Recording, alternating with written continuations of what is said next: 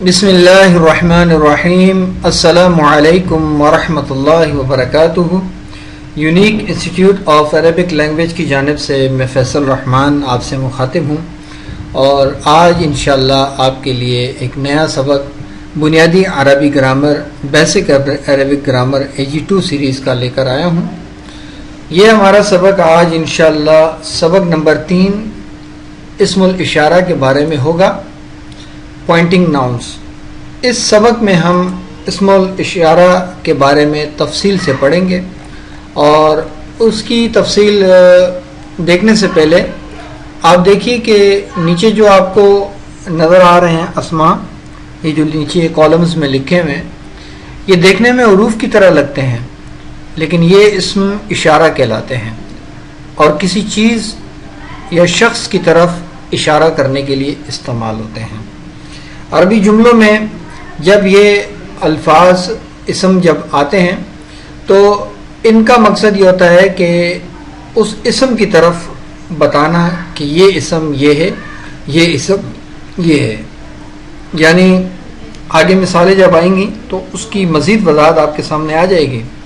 لیکن اب میں جس چیز کی طرف آگے بڑھنا چاہ رہا ہوں اور جس چیز کی وضاحت کرنا چاہ رہا ہوں وہ یہ ہے کہ آپ کو جس طرح آپ نے ضمائر یاد کیے ہیں نا، پختہ یاد کیے ہیں، پکا یاد کیے ہیں، یہ میں اس لیے 2-3 مرتبہ دہرا رہا ہوں تاکہ آپ واقعی اس کو پکا یاد کریں، پختہ یاد کریں، اچھی طرح یاد کریں، اور اسے بھی اسی طرح آپ نے اس کو یاد کرنا ہے. اور سب سے اچھی بات یہ ہے کہ میں آپ کو اس حوالے سے رہنمائی کرتا ہوں، یاد کرنے کا طریقہ کار بتا دیا کرتا ہوں اکثر. تو یہاں پر بھی میں آپ کی رہنمائی کر دیتا ہوں کہ آپ نے جیسے یہ یاد کرنے ہیں تو یہ دیکھیں پورا جو ٹیبل ایک بنا ہوا ہے، یہ آپ کو جو PDF فائل دی ہے میں نے، اس میں بھی اسی طرح سے یہ لکھے ہوئے ہوں گے. تو یہاں پر اب میں نے صرف 2 سلیکٹ کر لیے، پہلی لائن میں سے، لفظ والی لائن میں سے 2 سلیکٹ کر لیے ہیں. اچھا، دوسرا جو کالم ہے اس کے معنی کا ہے، اور تیسرا اس کے بارے میں وضاحت کا ہے. تو پہلے میں ان چیزوں کو چھوڑ دیتا ہوں، معنی اور وضاحت کو چھوڑ دیتا ہوں، پہلے میں ان کو یاد کرتا ہوں. تو میں نے ان کو یاد کرنے کے لیے 2 سلیکٹ کیے، ہاذا ہاذانی. پھر جب مجھے یہ یاد ہو گئے تو میں نے پھر یہ 2 یاد کیے، ہاذی ہاتانی. جب یہ 2 اور 2 4 مجھے یاد ہو گئے، پھر میں نے یہ 1 یاد کیا، ہا اولائی. اب میں کیا کرتا ہوں، اب میں ان 5 کو اکٹھا یاد کرتا ہوں، ہاذا ہاذانی، ہاذی ہاتانی، ہا اولائی. جب مجھے یہ 5 اکٹھے یاد ہو جاتے ہیں، اب میں آگے بڑھتا ہوں. اب میں ان دونوں کو یاد کرتا ہوں، ذالکا ذانکا، تلکا تانکا. جب مجھے 2 اور 2 4 یاد ہو جاتے ہیں، پھر میں ان کے ساتھ 2 اور 2 4 یاد ہو جاتے ہیں، میں ان کے ساتھ یہ آخری والا اولائکا یاد کر لیتا ہوں. تو یہ 5 جب یاد ہو جائیں گے میں ان کو ایسے پڑھوں گا، ذالکا ذانکا، تلکا تانکا، اولائکا. اس طرح سے میں ان کو یاد کرتا ہوں.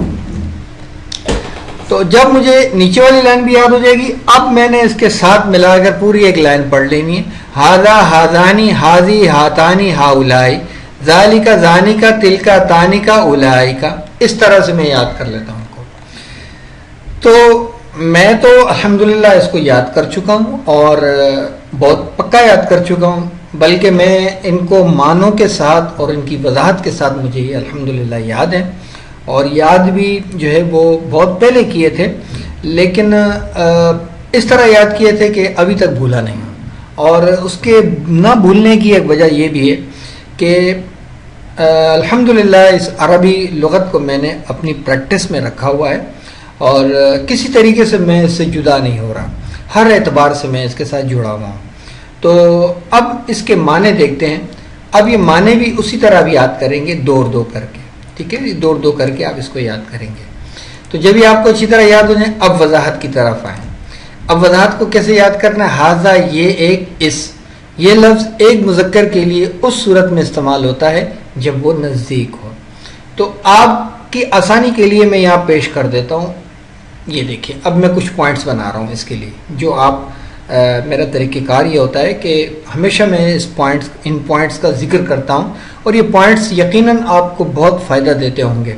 اور دوسری بات یہ ہے کہ یہ چیز آپ خود بھی محسوس کرتے ہوں گے کہ اس طرح، اس انداز سے جو ہے پڑھانے کا ابتدائی جو لیول ہے، یہ پڑھانے کا ایک بڑا منفرد انداز ہے۔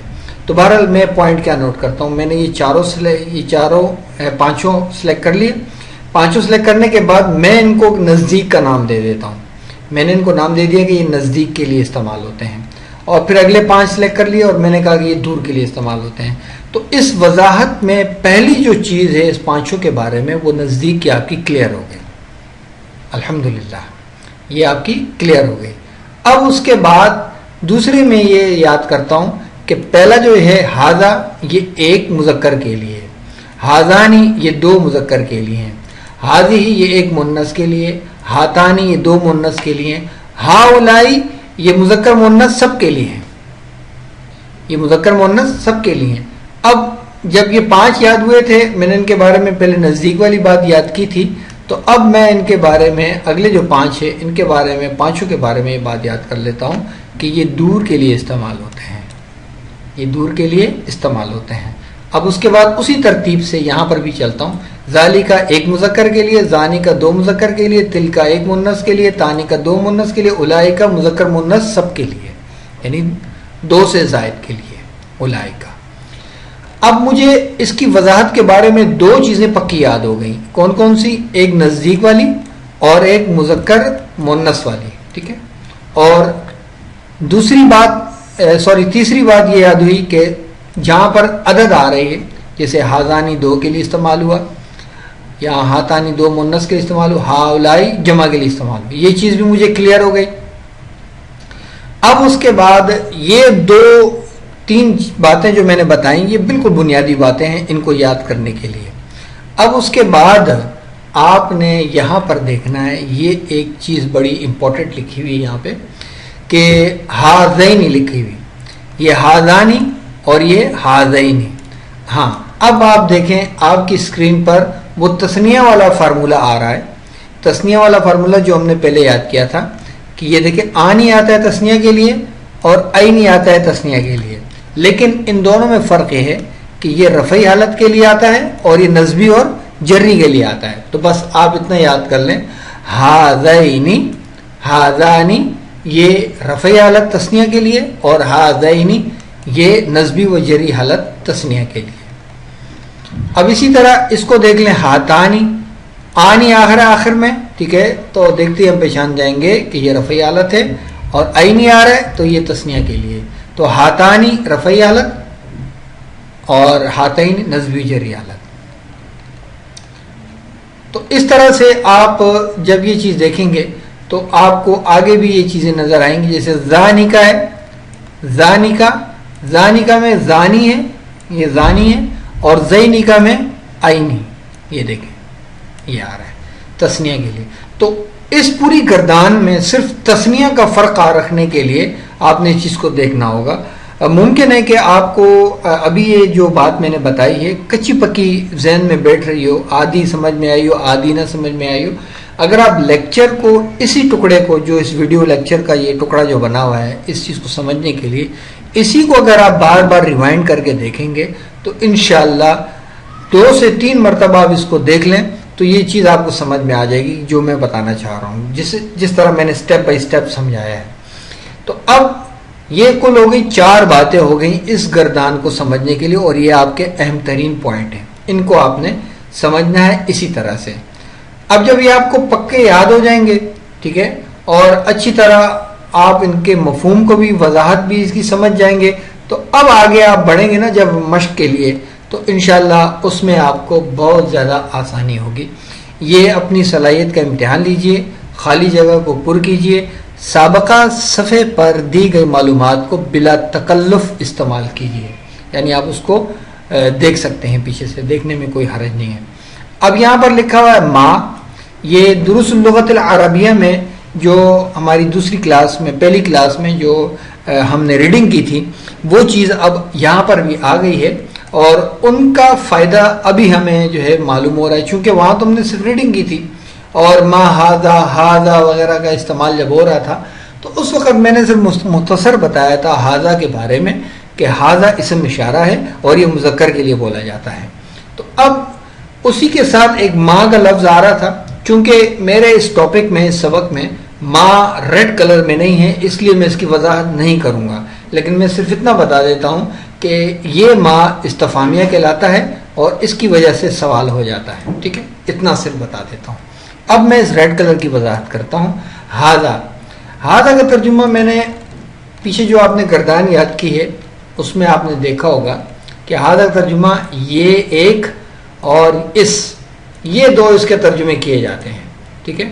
اب میں آگے آتا ہوں، یہاں پر دیکھتا ہوں تو ہاذا کیا لکھا ہوا ہے، اب میں یہاں پر صرف لکھ دیتا ہوں یہ ما ہاذا، یہ کیا ہے، میں نے صرف کیا لکھ دیا یہ، ٹھیک ہے، میں نے صرف کیا لکھ دیا یہ، کیونکہ ہاذا کے اشارہ جو ہے قریب کے لیے آتا ہے، قریب کی جو چیز ہوتی ہے اس کے لیے آتا ہے، تو میں نے یہاں پر صرف لکھ دیا یہ۔ اب یہاں پر دیکھیں دو جو ایک حرف ریڈ کلر میں ہے اور ہاذا بھی ریڈ کلر میں، تو آگے بارے میں دروس لغت العربیہ میں ریڈنگ کے دوران میں نے یہ بتایا تھا کہ یہ آ بھی استفہام کے لیے آتا ہے اور اس کا ترجمہ کیا کیا جاتا ہے، تو میں یہاں لکھ دوں گا کیا، کیا کیا میں نے لکھ دیا، اور پھر اس کے بعد میں اس کا ترجمہ لکھ دوں گا یہ، کیا یہ کتاب ہے، ٹھیک ہے۔ اس طرح سے میں نے ان خالی جگہوں کو آپ کے سامنے فل کر دیا ہے اور آپ نے بھی اس کو اسی طرح سے کرنا ہے۔ ہاں البتہ کچھ حروف ایسے آ رہے ہیں جن کا تعلق اسم اشارہ سے نہیں ہے، لیکن وہ بہت آسان ہے، جیسے نعم لکھا ہوا ہے تو نعم کا ترجمہ کیا ہے، ہاں۔ اب آگے کیا ہے، ہاذا کتاب، اس کا ترجمہ لکھا ہوا ہے یہ کتاب ہے، یہ آپ کی سہولت کے لیے، اور لا لکھا ہوا ہے اس کا ترجمہ کیا ہے، نہیں، یہ آسان الفاظ ہیں۔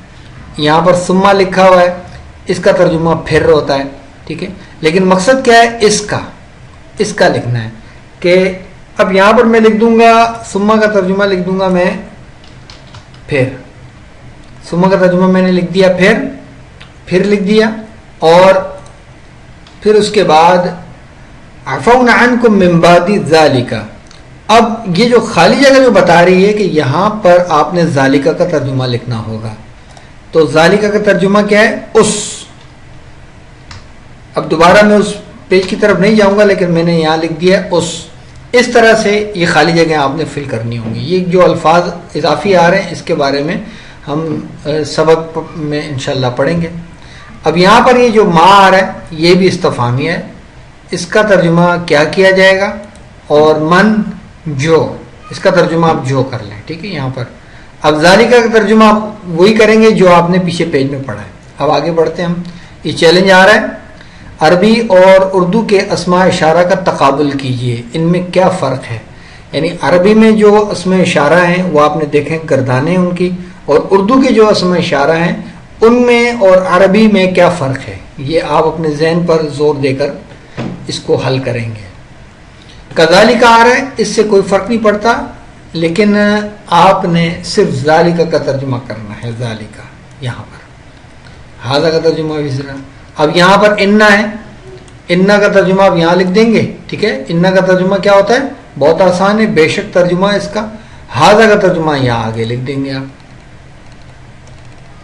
بہت ہی انٹرسٹڈ اور بہت ہی زبردست طریقے سے یہ مشقیں آپ کو کروائی جا رہی ہیں، اور بہت ہی یعنی کہ کس طرح سے آپ کی رفتہ رفتہ ایک ایک ورڈ اور ایک ایک مرکب، اور آپ نے دیکھا ہوگا مرکبات کے سبق میں کہ کس طرح مرکبات کو معلوم کیا جا رہا ہے، تو یہ قطرہ قطرہ دریا بن رہا ہے، یعنی اس طرح سے آپ پورے جملے کو آپ انشاءاللہ ایک وقت آئے گا کہ آپ اس کو سمجھ جائیں گے کہ عربی میں اس کا کیا معنی ہے۔ یہ مشق زیادہ ہے کیونکہ اس میں اب یہاں پر دیکھیں کیفہ ہے، کیفہ کا مطلب کیسے ہوتا ہے، یہ حروف استفہام جب ہمارا سبق آئے گا اس میں ہم انشاءاللہ اس کو تفصیل سے پڑھیں گے۔ باقی جو اسماء الاشارہ لکھے ہوئے ہیں ان کا آپ نے ترجمہ اسی طرح کرنا ہے۔ اولئک، اب یہ واو زائد ہے اس کے ساتھ، یہ عطف والا ہے، اس کا ترجمہ اور کیا جائے گا، ٹھیک ہے۔ باقی اس کے علاوہ کوئی اور دیگر الفاظ نہیں ہے، ٹھیک ہے، کہ آپ جانتے ہیں، یہ بھی چیز آپ پڑھ لیں، یہ آپ کی معلومات کے لیے۔ تو اس طرح سے آپ اپنی مشقوں کو حل کریں گے۔ اب بنیادی عربی گرامر، بیسک عربی گرامر، عربی کا معلم، دروس اللغت العربیہ۔ اب یہ پچھلا جو ہمارا جو کلاس ہماری گزری تھی، کلاس 8، اس میں ہم نے اس سے پچھلا ایک پیج پڑھا تھا، آج اس پیج کو ہم پڑھتے ہیں۔ البتہ جب جملہ اسمیہ کا دوسرا جز ایسا لفظ نہ ہو جو کسی موصوف کی صفت واقع ہو سکے، یہاں دیکھیں حوالہ لکھا ہوا ہے نمبر 1، اس کو دیکھ لیتے ہیں۔ جیسے اسم علم یا ضمیر یا اسم اشارہ۔ اسم علم معرفہ کی ایک قسم ہے، ضمیر بھی معرفہ کی ایک قسم ہے، اسم اشارہ بھی معرفہ کی ایک قسم ہے۔ تو اسم علم یا ضمیر، یہاں دیکھیں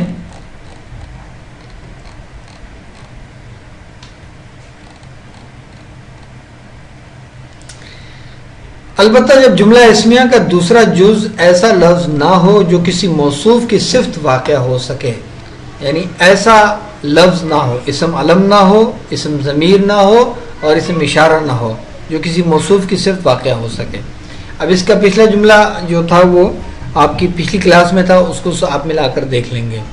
تو جائز ہے کہ جملہ اسمیہ کا دوسرا جز بھی معرفہ ہو، مثلا انا یوسف، میں یوسف ہوں۔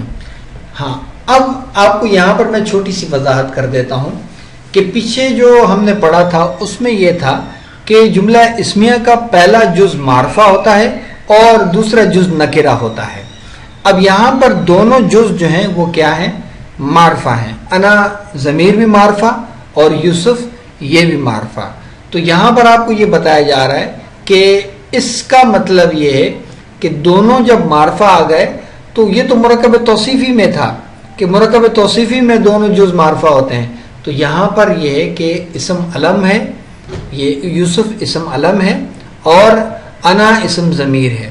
یہ چیز آپ کو پریکٹس کے ساتھ صحیح، یعنی کہ اس میں آپ کو واضح ہوگی۔ تو یہ اس کے لیے لازمی شرط ہے جملہ اسمیہ کے لیے، اگر انا آ رہا ہے، ضمیر آ رہی ہے اور دوسرا جو جز ہے وہ اسم علم آ رہا ہے، کسی موصوف کی صفت جو ہے وہ واقع نہیں ہو رہی، اسم علم آ رہا ہے، تو اس لیے اب یہ جملہ اسمیہ ہے۔ ٹھیک ہے، یہ انشاءاللہ وقت کے ساتھ ساتھ یہ چیز بھی آپ کو واضح ہو جائے گی۔ اب آپ کی صرف شعور میں جا رہی ہے، اور عربی کا معلم شامل کرنے کا مقصد بھی یہی تھا، دروس اللغت العربیہ بھی شامل کرنے کا مقصد یہ تھا کہ آپ کے شعور میں وہ چیزیں جاتی رہیں۔ ہاں، ہم اے جی سیریز میں وہ چیزیں پڑھ رہے ہیں، اے ٹی سیریز میں ہم اس کو اپلائی کر رہے ہیں، تو اس دوران یہ چیزیں ہماری پختہ ہوتی جائیں گی۔ یا مبتدا اور خبر کے درمیان ایک ضمیر فاصل لائی جائے۔ اب الرجل لکھا ہوا ہے اور الصالح لکھا ہوا ہے، اس کے درمیان میں سے ہوا ہٹا دیں تو یہ دونوں مرکب اضافی بن جاتے ہیں۔ اب اس کے درمیان میں ضمیر فاصل، یہ ضمیر ہے ہوا کی، واحد مذکر غائب کے لیے، تو یہ بیچ میں جب آ گئی تو اب یہ جملہ اسمیہ بن گیا۔ اسی طرح جمع میں الرجال هم الصالحون، مرد نیک ہیں، اگر یہاں سے ضمیر نکال لیں تو مرکب توصیفی ہو جائیں گے، جیسا کہ فارسی میں است، اند وغیرہ اور اردو میں ہے، ہیں وغیرہ کلمات ربط ہیں، اسی طرح عربی میں کوئی لفظ نہیں ہے۔ انگلش میں جیسے از، آر، ایم ہوتا ہے، عربی میں ایسا کوئی لفظ نہیں ہے، یہ معنی جملے میں خود پیدا ہوتے ہیں۔ چنانچہ زید عالم کے معنی ہے زید عالم ہے، یہ ہے، ہیں وغیرہ آپ خود اپنی طرف سے لگا سکتے ہیں۔ پھر اس کے بعد جملہ اسمیہ کے پہلے جز کو مبتدا اور دوسرے کو خبر کہتے ہیں۔ عموماً مبتدا اور خبر مرفوع حالت رفع میں ہوتے ہیں۔ صفت کی طرح خبر بھی واحد، تثنیہ و جمع اور تذکیر و تانیث میں اپنے مبتدا کے مطابق ہوتی ہے، مگر جب کہ مبتدا غیر عاقل کی جمع ہو تو خبر عموماً واحد مؤنث ہوا کرتی ہے۔ تو اب یہاں پر یہ وہ چیز ہے کہ مرکب توصیفی میں کیا تھا؟ مرکب توصیفی میں آپ نے دیکھا کہ دونوں عدد ایک جیسے تھے، عدد کے اعتبار سے، جنس کے اعتبار سے، اور ان کی حالت جو اعرابی حالت تھی اس کے اعتبار سے۔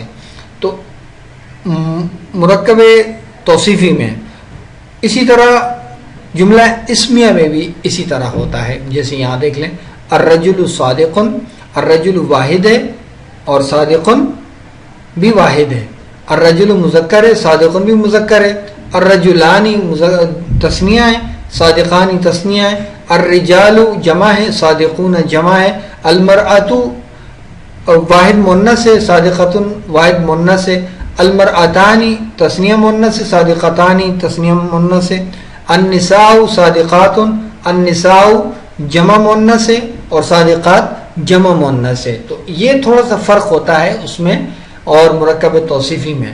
یعنی جملہ اسمیہ میں یہ ہوتا ہے کہ پہلا جو ہوتا ہے وہ معرفہ ہوتا ہے مبتدا، اور صادقن یہ جو دوسرا جز ہوتا ہے خبر وہ نکرہ ہوتا ہے.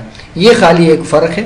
باقی اور تثنیہ کے اعتبار سے، واحد کے اعتبار سے، جمع کے اعتبار سے، اور اس کے علاوہ تذکیر و تانیث کے اعتبار سے یہ ایک جیسے ہوا کرتے ہیں. امید ہے کہ آپ کو کچھ تھوڑا بہت یہ سمجھ میں آ گیا ہوگا. آگے بڑھتے ہیں ہم. اب ہماری جو دروس اللغت العربیہ کی کتاب ہے وہ اس کا پیج ہمارے سامنے کھلا ہوا ہے. اب یہاں پر اس کو پڑھنے کا طریقہ پہلے بتا دیا گیا. یہاں پر کتاب من ھذا کہ ترجمہ یہ بن رہا ہے کہ یہ کس کی کتاب ہے. کتاب من ھذا.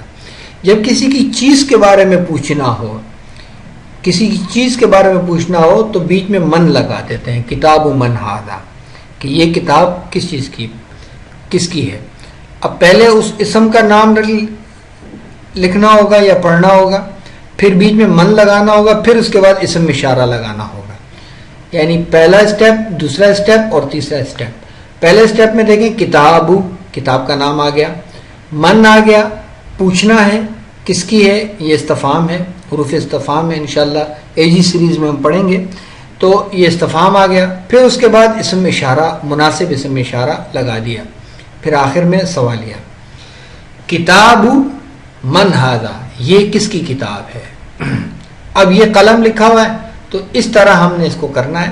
سب سے پہلے ہم اسم لکھیں گے یہاں پر قلم، قلم من ھذا.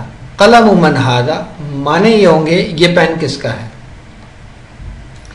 قمیص اور گھر. قمیص من ھذا، یہ قمیص کس کی ہے. بیت من ھذا، اور گھر اگر دور ہے تو اس کے لیے آپ ھذا کے بجائے ذالکہ لگائیں گے. بیت من ذالکہ، وہ گھر کس کا ہے. یہ آپ اس کو اس طرح سے پریکٹس کر سکتے ہیں. قمیص من ھذا اور بیت من ذالکہ، وہ گھر کس کا ہے، یہ قمیص کس کی ہے اور وہ گھر کس کا ہے. سریر من ھذا، یہ چارپائی کس کی ہے. تو آپ نے اس کو اس طرح سے کرنا ہوگا. اسی طرح سے آپ نے اس کو پڑھنا ہوگا. اس کے بعد اس کی آپ ریڈنگ کر لیں. اسم، اسم الولد محمد و اسم البنت زینب. لڑکے کا نام، یہ مرکب اضافی ہے. اسم الولد کیا معنی آئیں گے اس کے، لڑکے کا نام. محمد، محمد ہے. تو یہ دونوں ملا کر جملہ اسمیہ بن گئے. یہ مبتدا بن گیا اور یہ خبر بن گئی. یعنی مبتدا میں مرکب بھی آتا ہے، مرکب توصیفی بھی آتا ہے، مرکب اضافی بھی آتا ہے. یہ بھی آپ نے جملہ اسمیہ کی تعریف میں پڑھا تھا پیچھے حربی کے معلم میں. تو اسم الولدی، لڑکے کا نام، محمد، محمد ہے، یعنی خبر آ رہی ہے اس میں. وہ اسم البنتی، اور لڑکی کا نام، زینب، زینب ہے. اسم المدرسی، استاد کا نام، حامد، حامد ہے. ما اسم، اچھا میں اس کو الف کو اس کو ساقط کر دیں گے اور اس کو سین کے ساتھ ملائیں گے. مسم المدیر، مدیر کا، انچارج کا نام کیا ہے. اب اسی طرح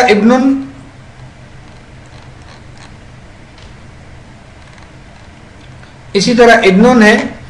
ابن خالد، مرکب اضافی آ گیا.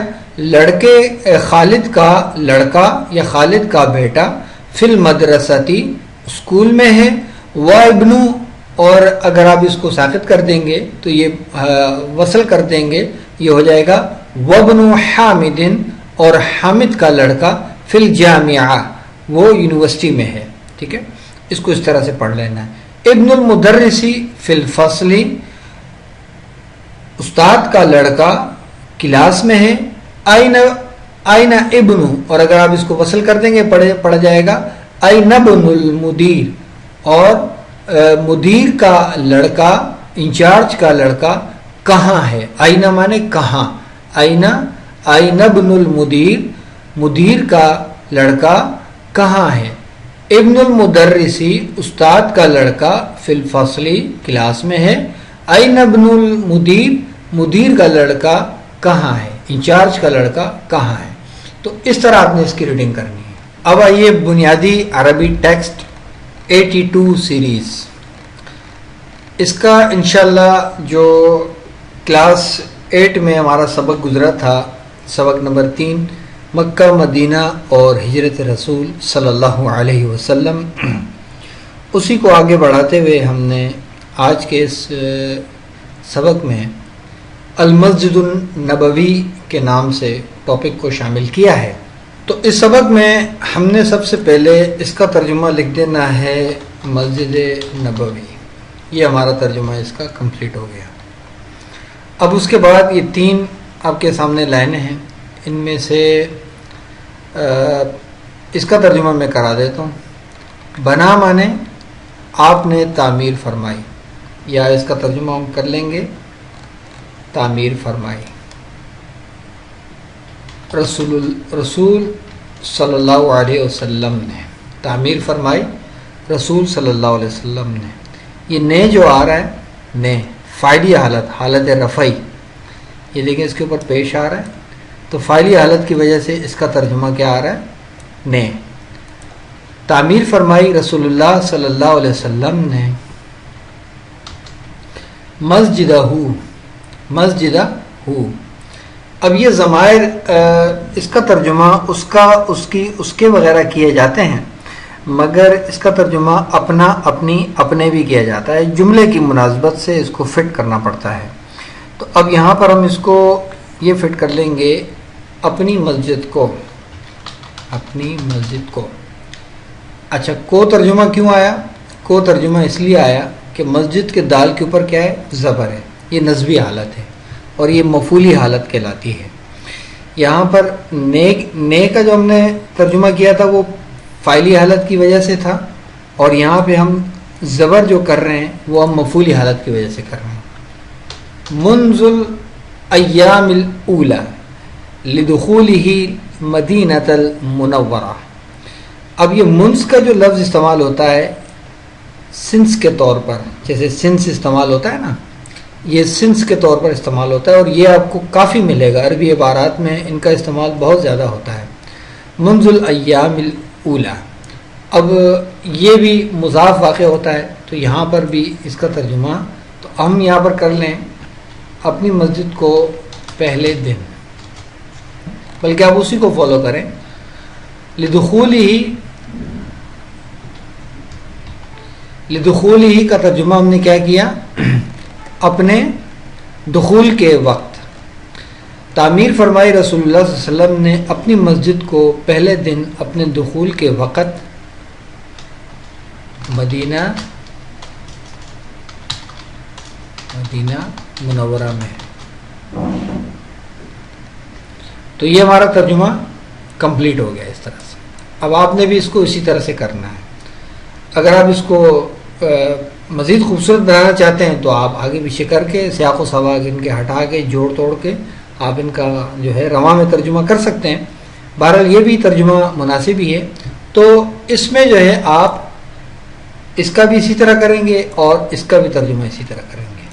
اب آگے بڑھتے ہیں ہم. یہاں دیکھ لیں وہی سبق نمبر 3 چل رہا ہے. اب متفقن علیہ، یہ بخاری مسلم میں یہ روایت موجود ہے. وقالا کا ترجمہ آسان ہے، یہاں نہیں لکھا ہوا، لیکن یہ اتنا آپ کو آنا چاہیے. وقال علیہ الصلاۃ والسلام، فرمایا رسول اللہ صلی اللہ علیہ وسلم نے، صلاۃ فی مسجدی، صلاح فی مسجدی، یہ ضمیر آ رہی یا متکلم کی، اس کا ترجمہ کیا ہوگا، میں، میری. مسجدی کا ترجمہ کیا ہو جائے گا، میری مسجد. اب فی کا ترجمہ کیا ہے، میں. ہم اس پہلے لکھ لیتے ہیں میری مسجد میں. صلاح میری مسجد میں. ھذا خیر، ھذا کا ترجمہ کیا ہے، یہ. خیر بہتر ہے. صلاۃ میری مسجد میں یہ بہتر ہے. من الف صلاۃ، 1000 صلاۃ سے. فیما سواہ، فیما اس کے علاوہ یہاں لکھ دیں گے اس کے علاوہ الا المسجد الحرام، اس کے علاوہ مسجد حرام کے. تو یہاں پر ہم نے اس کو جو لفظ ہمیں سمجھ میں آ رہے تھے اس کا ترجمہ ہم نے نیچے سے دیکھ کر یہاں پر لکھ دیا. اور اب اس کو اگر آپ بہتر کرنا چاہتے ہیں تو آپ اس کو خوبصورت بنا سکتے ہیں. میری مسجد میں یعنی جو نماز کے متعلق یہ حدیث ہے بخاری مسلم میں موجود ہے کہ میری مسجد میں نماز یہ بہتر ہے 1000 نماز سے سوائے مسجد حرام کے. یعنی مسجد حرام میں جو پڑھی جاتی ہے اس کا مقابلہ نہیں ہے، لیکن اس کے علاوہ جو مساجد میں پڑھی جاتی ہیں وہ ان کے مقابلے میں میری مسجد میں جو نماز ہے وہ 1000 صلاۃ سے بہتر ہے. تو آپ اس کو اس طرح سے خوبصورت بنا سکتے ہیں. اور پھر آپ تو یہ دیکھ ہی رہے ہیں کہ جب آپ ترجمہ کرتے ہیں تو جو آپ نے لکھا ہوتا ہے تو جوابی پرچہ میرے طرف سے جب آتا ہے تو اس کو بھی آپ دیکھ لیتے ہیں، میچ کر لیتے ہیں. اس کو بھی اسی طرح کرنا ہے. اب یہاں پہ ٹاپک چینج ہو گیا ہے القرآن الکریم. یہاں آپ نے اس کو ترجمہ کر لینا ہے قرآن کریم اللہ کی کتاب ہے. یہاں آپ نے ترجمہ کر لیا قرآن کریم اللہ کی کتاب ہے، کوما لگا دیں آپ. نزل بہ جبریل الامین. نزلہ کا ترجمہ کیا ہے؟ یہاں پر نہیں لکھا ہوا، یہاں پر نزلہ کا ترجمہ نہیں لکھا ہوا. تو اب نزلہ ینزل تھوڑا دماغ پر زور دیں گے، نازل کیا. بھی کا ترجمہ نہیں لکھا ہوا، پیچھے گزر چکا تھا.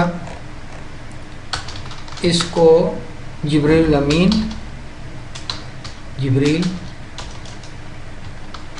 امین نے کا ترجمہ اس رفعی حالت کی وجہ سے، ٹھیک ہے.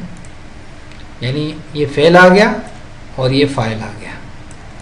تو یہ چیزیں تو انشاءاللہ آپ AG3 میں پڑھیں گے ان چیزوں کو، لیکن ابھی آپ کی صرف جو ہے وہ نالج کے لیے یہاں میں نے بتا رہا. علیہ السلام علی النبی الامی، باقاعدہ تعلیم کے بغیر. اور علیہ السلام آسان ہے اس کا ترجمہ، ان پر سلامتی ہو، نبی پر، نبی امی پر سلامتی ہو. تو یہ آپ نے اس طرح سے کرنا ہے. چونکہ میں اپنی کلاس کا وقت بچا رہا ہوں اس لیے. اس کے بعد ٹاپک چینج ہو گیا المسلم اخو المسلم. یہاں پر دیکھیں حسن طالب جدید یدرس فی الجامعات الاسلامیہ وهو من الیابان. اب اس کا ترجمہ کیسے کریں گے آپ؟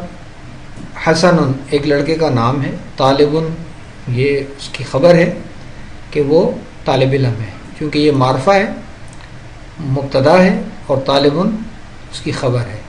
اور یہ دونوں اسم کو غور سے دیکھیں تو یہ مرکب توصیفی ہے. مرکب توصیفی میں صرف موصوف کے مطابق ہوتا ہے. یہ واحد، جدید بھی واحد، یہ مذکر، یہ بھی مذکر، یہ حالت رفعی میں، یہ بھی حالت رفعی میں ہے. تو لازمی یہ کیا ہے؟ مرکب توصیفی ہے. تو یہ خبر کے طور پر آ گیا مرکب.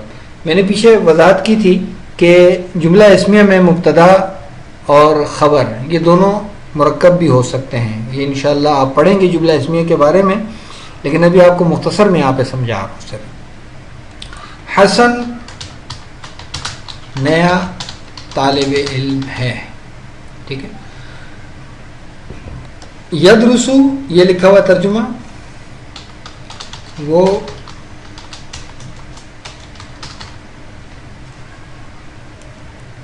دیکھیے حسن نیا طالب علم ہے، یہ اس کا ترجمہ ہو گیا. یدرسو وہ پڑھتا ہے فی الجامعات الاسلامیہ، اسلامی یونیورسٹی میں، اسلامی یونیورسٹی میں. وہو من الیابان، وا کا ترجمہ اور، وا ہوا کا ترجمہ وہ.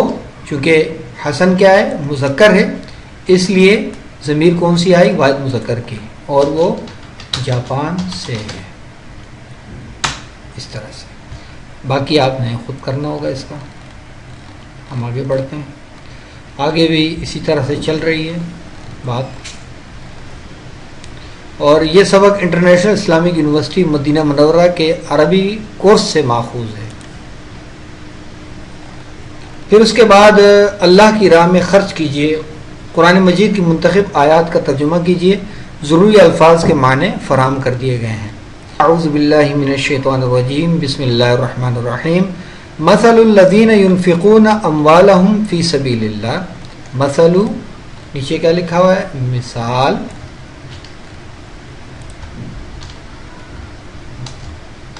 الذین جو لوگ، میں تو اس کو کاپی کر کے پیسٹ کر رہا ہوں، میرے لیے تو ذرا سہولت ہے، آپ نے بھی کاپی پیسٹ کرنا ہے لیکن قلم کو چلاتے ہوئے۔ ينفقون وہ خرچ کرتے ہیں،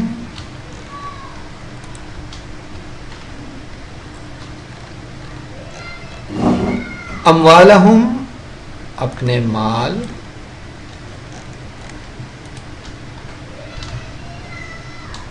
فی سبیل اللہ اللہ کی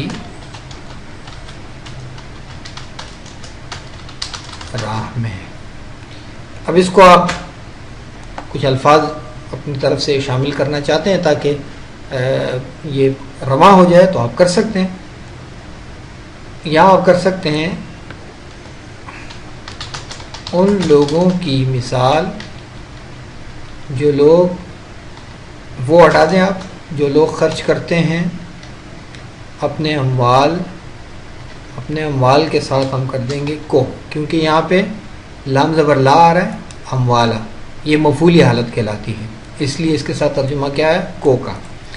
ان لوگوں کی مثال جو لوگ خرچ کرتے ہیں اپنے اموال کو اللہ کی راہ میں۔ آپ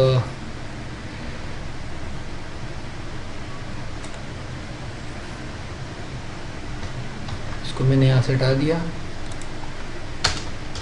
یہاں میں نے پیسٹ کر دیا۔ ان لوگوں کی مثال جو لوگ اپنے اموال کو اللہ کی راہ میں خرچ کرتے ہیں، کمثل حبۃ، نیچے دیکھ کر آپ اس کو کر لیں گے، کمثل ان کی طرح ہے، حبۃ فصل کا دانہ، اس طرح سے آپ نے اس کو لکھنا ہوگا۔ اگلا پیج بھی ہے، اس سے اگلا یہ چیلنج بھی آ رہا ہے۔ اس سبق میں سے وہ الفاظ، مرکبات اور جملے تلاش کیجیے جن میں لفظ کو حقیقی کے بجائے تمثیلی معنی میں استعمال کیا گیا ہو۔ یہ ایک چیلنج، ایسا چیلنج آ گیا ہے کہ تھوڑا سا آپ کو اس حوالے سے میں رہنمائی کر دیتا ہوں کہ تمثیلی معنی میں کس طرح استعمال کیا گیا، کون سے الفاظ کو، یعنی مثال کے لیے کون سے الفاظ کو جو ہے استعمال ہوا ہے ان آیات میں جو پیچھے یہ آیات گزری ہیں۔ تو آپ پچھلے سبق میں بھی، پچھلے صفحے میں بھی دیکھ سکتے ہیں، یہاں پر حبۃ انبتت سبع سنابل فی کل سنبلۃ مئۃ حبہ، یہ تمثیلی معنوں میں ان کو استعمال کیا گیا ہے۔ یعنی بندہ جب اللہ کی راہ میں خرچ کرتا ہے تو پیسے خرچ کرتا ہے نا، کوئی چیز خرچ کرتا ہے، مال خرچ کرتا ہے یا کوئی راشن خرچ کرتا ہے، لیکن اس کو اللہ تعالیٰ نے تمثیلی معنوں میں کس طرح بیان کیا ہے کہ وہ ایک دانے کی طرح سے ہے، فصل کے دانے کی طرح سے، پھر اس کے بعد 7 بالیاں اس کی نکلی، پھر ہر بالی میں جو ہے 100 دانے ہوں، تو یہ تمثیلی معنی ہیں۔ اس طرح سے آپ نے اور بھی تلاش کرنے ہیں، اور اس کی علامت میں آپ کو بتایا تھا یہ کا، جہاں پر یہ کا زبر کا آ رہا ہے نا، حروف جارہ میں انشاءاللہ اس کو ہم پڑھیں گے، حروف جر ہے یہ، اور یہ جو بلاغت ہے، یہ جو تمثیلی معنی اور اس طرح سے استعارہ، کنایہ وغیرہ، یہ سارے اس AG3 سیریز کا حصہ ہیں، اس میں ہم انشاءاللہ اس چیز کو ہم پڑھیں گے۔ لیکن جہاں پر یہ کا آ رہا ہے، کا سے جملہ جہاں سے شروع ہو رہا ہے، تو آپ سمجھ لیجئے گا کہ اس میں تمثیلی معنی آگے بیان کیے جا رہے ہیں، یہاں پر کوئی ایسا موجود نہیں ہے۔ یہاں دیکھ لیں، فَمَثَلُهُ كَمَثَلِ صَفْوَانٍ عَلَيْهِ تُرَابٌ فَأَصَابَهُ وَابِلٌ فَتَرَكَهُ صَلْدًا۔ تو اس سبق میں وہ الفاظ، مرکبات اور جملے تلاش کیجئے جن میں لفظ کو حقیقی کے بجائے تمثیلی معنی میں استعمال کیا گیا۔ امید ہے کہ آج کا سبق آپ کے لیے انٹرسٹڈ ہوگا اور آپ کو کافی لطف آ رہا ہوگا اس کو سنتے ہوئے بھی، اور جب آپ سولو کریں گے تو اس وقت تو کافی لطف آئے گا آپ کو انشاءاللہ۔ اور یہ بات یاد رکھیے گا، جب آپ کوئی کام کر رہے ہوتے ہیں نا، تو اس میں آپ دو دلا ہو کر کام کر رہے ہوتے ہیں، یعنی ایک یہ کہ آپ کو کوئی چیز سمجھ نہیں آ رہی، آپ اس کو کیسے کریں، دوسرا یہ کہ آپ کے اندر ایک جستجو آ رہی، نہیں اس کو کر کے تو دیکھوں۔ تو یہ دو چیزیں جب رل مل کر آپ کوئی کام کریں گے نا تو انشاءاللہ یہی وہ مرحلہ ہوتا ہے کہ آپ کو کوئی چیز سمجھ میں آ رہی ہوتی ہے، کچھ سیکھنے کا وقت آپ کو آ رہا ہوتا ہے۔ تو یہاں پر ایک چیز کی میں وضاحت کر دوں کہ جیسے یہ فَإِلَّمْ يُصِبْهَا، یہ دیکھیں فَإِلَّمْ يُصِبْهَا، یہ وہی جو اوپر میں نے سلیکٹ کیا وہ یہی ہے۔ اب ان جو آ رہا ہے، ان اس کا ترجمہ اگر ہے، اور لم کا ترجمہ نہ ہے، اور یوسف کا مطلب اس تک پہنچنا، اس تک پہنچنا، ٹھیک ہے۔ اور ہا جو آ رہا ہے پہنچی، یعنی وہ جو جس کی طرف ضمیر راجع ہو رہی ہے۔ ہا آپ نے ضمائر میں پڑھا ہے کہ یہ واحد مؤنث کے لیے استعمال ہوتا ہے، تو یہ ہا واحد مؤنث کے لیے آ گیا۔ تو فَإِلَّمْ يُصِبْهَا، اگر اس تک نہ پہنچی، تو یہ ایک ایک الگ الگ کلر میں جو دیے گئے ہیں، تو اس کا مطلب یہ بنتا ہے کہ یہ الگ الگ ہیں اور انہوں نے ان کے یہ معنی بنتے ہیں۔ اسی طرح اور بھی دیکھ لیں آپ۔ تو امید کرتا ہوں کہ آج انشاءاللہ آپ کو کافی چیزوں کا آگاہی ہوگی، اور خاص کر جو ہمارا سبق ہے اسم الاشارہ، اس کے بارے میں جو میں نے شروع میں بتایا تھا کہ آپ یاد کریں گے تو آپ کو انشاءاللہ اس کا فائدہ ہوگا۔ اور عربی کا معلم اور دروس اللغت العربیہ، اس کا جو ایک پیج دیا گیا اس کی بھی آپ ریڈنگ کریں، اور 82 سیریز کا یہ جو آج 2 سبق شامل ہیں، اس میں ایک پچھلے سبق سے جو گزشتہ ہے اس سے پیوستہ ہے، اور آج نیا ایک سبق تھا اللہ کی راہ میں خرچ کرنے کے متعلق۔ تو یہ امید کرتا ہوں کہ آپ یہ کریں گے، سولو کریں گے اس کو، اور اس دوران اگر کوئی آپ نے سوال پوچھنا ہو یا کوئی رہنمائی درکار ہو تو آپ بلا جھجک مجھ سے پوچھیں گے۔ السلام علیکم ورحمۃ اللہ وبرکاتہ۔